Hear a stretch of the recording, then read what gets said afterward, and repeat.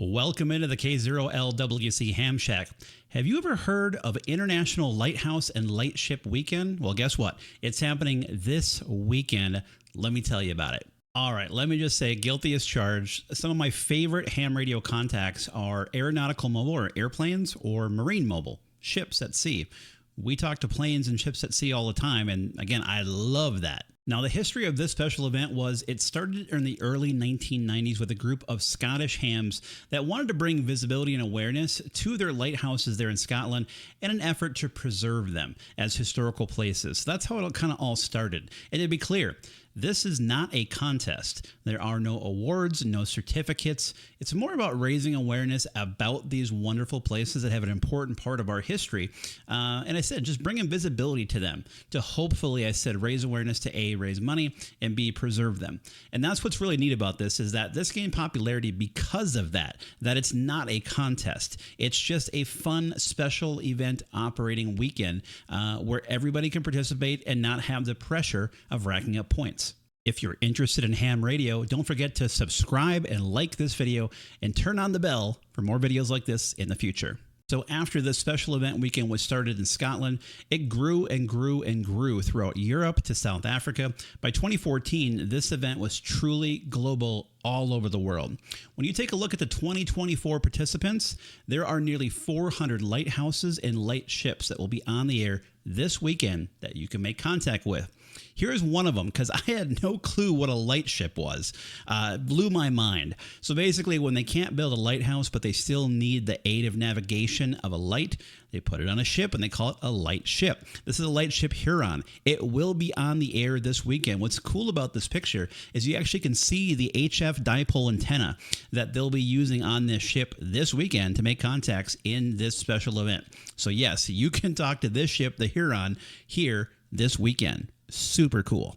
And there's more. Here is another lightship. This is the Lightship Columbia that will also be on the air this weekend. And if you look really close, you can also see the HF dipole antenna on this lightship as well. So again, you have some of these are docked on land. Other ones are actually floating in the water.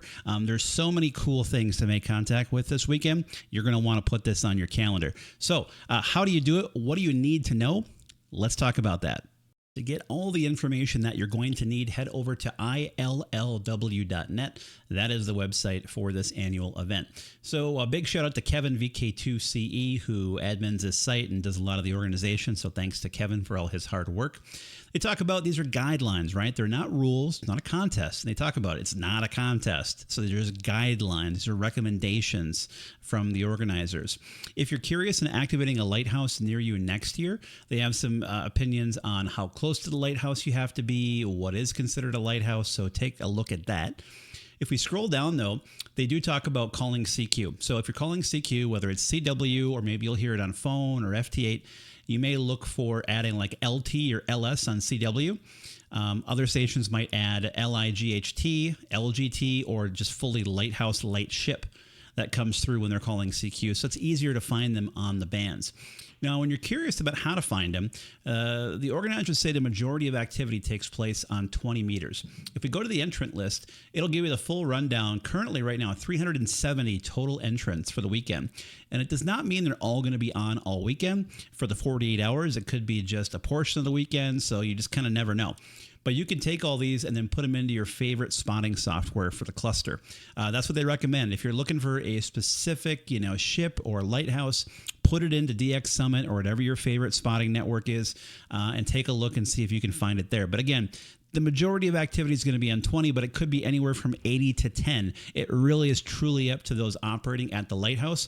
Because again, remember, there are no rules. This is not a contest, just guidelines. So really rely on your spotting cluster this weekend when you're starting to work lighthouses, and make sure you spot them. If you do find one, put them on the cluster so it'll make it easier for everybody else to find. So that's it. If you enjoy talking to lighthouses and ships and just enjoy cool contacts, get on the air this weekend. Propagation seems to be turning around after our big solar storm. So this would be a perfect thing to do to enjoy your weekend here in August is talk to some lightships and lighthouses.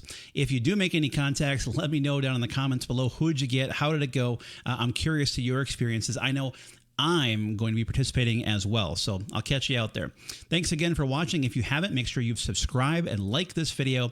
I'll catch you again next time.